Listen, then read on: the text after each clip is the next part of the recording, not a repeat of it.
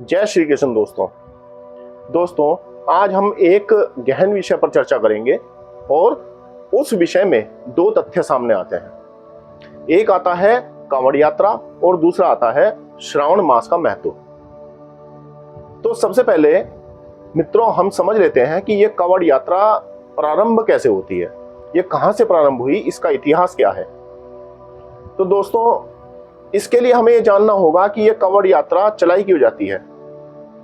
यह कांवड़ यात्रा इसलिए चलाई जाती है तो इस दिन शिव भक्त हरिद्वार से जल भरकर आते हैं और बागपत जिले में एक पुरा महादेव पड़ता है, वहां पर वो उस जल को चढ़ाते हैं और देश के भिन्न भिन्न क्षेत्रों से ये शिव भक्त आते हैं। तो अब सबसे पहले हम समझ लेते हैं कि वास्तव में ये शिव भक्ति प्रारंभ कैसे हुई। भारत के तमिलनाडु से शैव मत का प्रारंभ हुआ और दक्षिण भारत से वैष्णव मत प्रारंभ हुआ। तो जो शैव मत वाले हैं, जो शिव की पूजा करते थे, तो वो कहते थे कि हमारे शिव सबसे महान हैं, सबसे उत्तम भगवान हमारे शिव हैं। और वैष्णव मत वाले जो कि विष्णु को मानते थे, तो वो कहते थे कि हमारे विष्णु जो हैं वो सबसे उत्तम है। तो इसी धारणाओं को लेकर आपस में वो लड़ा करते थे, उनमें लड़ाई झगड़ा रहता था और आज भी हमारे देश के भीतर ये झगड़ा देखा जा सकता है।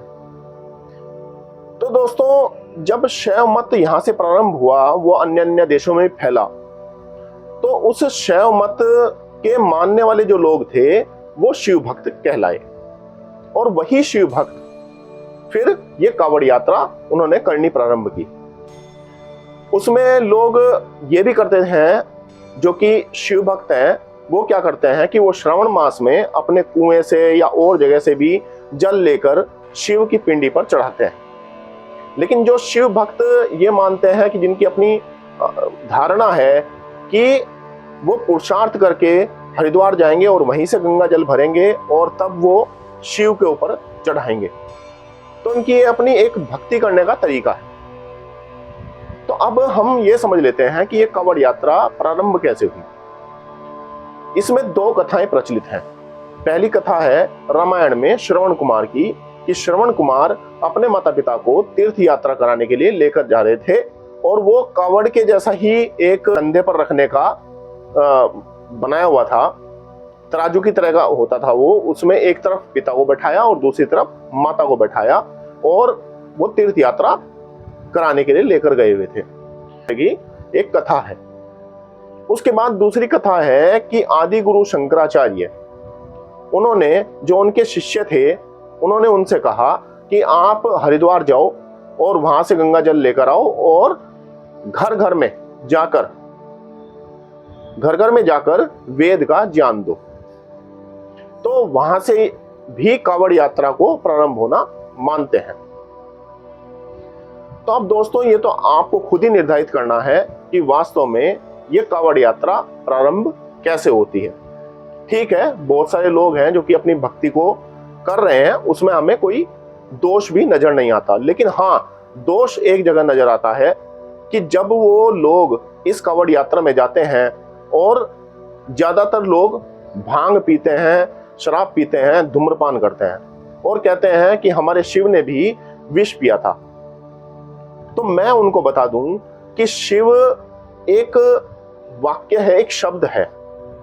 शिव एक शब्द है जो कि वेद के अंदर आया है और वो शिव ईश्वर का ही नाम है, क्योंकि ईश्वर कल्याण करता है, इसीलिए उसे शिव कहा जाता है। अब यहां पर एक मंत्र आता है, ओम विश्वानि देव सवितर दुरितानि परासुव यद भद्रं तन्न आसुव। इसका अर्थ है कि हे परमेश्वर, हे सृष्टि के पालक, आप हमारे संपूर्ण दुर्गुण, दुर्व्यसन और दुखों को दूर कर दीजिए और जो कल्याणकारी गुण, कर्म, स्वभाव और पदार्थ हैं वो हमको प्राप्त कराइए। इसका अर्थ यहाँ पर ये होता है कि जो कल्याणकारी ईश्वर है वो हमारे संपूर्ण जितने भी दोष हैं, दुख हैं या हमारे दुर्व्यवहार हैं, उन सभी को वो समाप्त करता है। अर्थात जब वो हमारे अंदर योग के द्वारा स्थापित होता है तो वो इन सब दुर्गुणों को हमसे दूर करता है और जो अच्छे गुण कर्म स्वभाव है उन्हें प्राप्त कराता है। तो इसका अर्थ यहाँ पर यही होता है कि जो शिव ये मान रहे हैं जिसने विष पिया था, तो कहीं ना कहीं ये कोऑर्डिनेट करता है उस ईश्वर को जो ईश्वर हमारे दुर्गुण दुर्व्यसन दूर कर रहा है।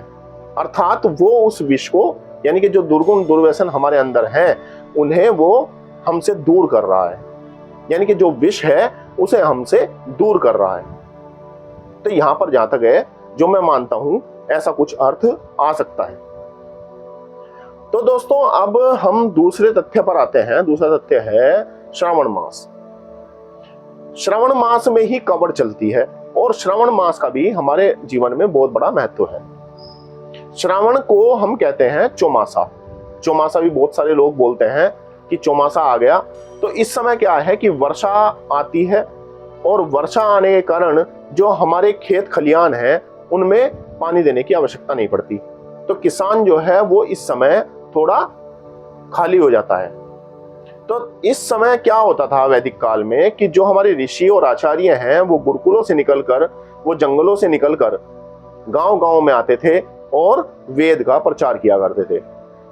और आपने कभी हमारा एक त्योहार आएगा जिसे कहते हैं रक्षाबंधन, तो उस दिन हम राखी बंधवाते हैं, हम बहनों की रक्षा की जो कस्में हैं वो खाते हैं। तो इसका सत्य स्वरूप वैसे तो ये है कि हम उस दिन यज्ञोपवीत बदलते हैं। ये हर साल होता है, हम नया यज्ञोपवीत लेते हैं और यहाँ से वेदारंभ होता है। जो वेद विद्या है उसे आचार्य और ऋषिगण हमें देते हैं।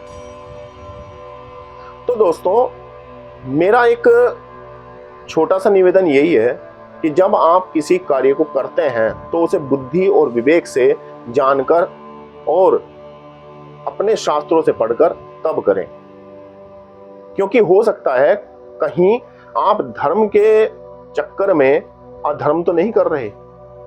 मैं किसी पर कोई आक्षेप नहीं उठाना चाह रहा, लेकिन आप सभी कोई भी कार्य करते हैं तो बुद्धि विवेक से ही करते हैं। तो जो धर्म है, धर्म इतना बड़ा विषय है, तो उस पर भी आप बुद्धि विवेक से ही कार्य करें।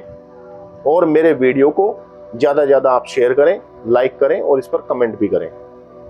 और मेरे चैनल को सब्सक्राइब अवश्य कर दें ताकि आपको इसी प्रकार की इंफॉर्मेटिव वीडियोस मिलती रहें। धन्यवाद। नमस्ते जी।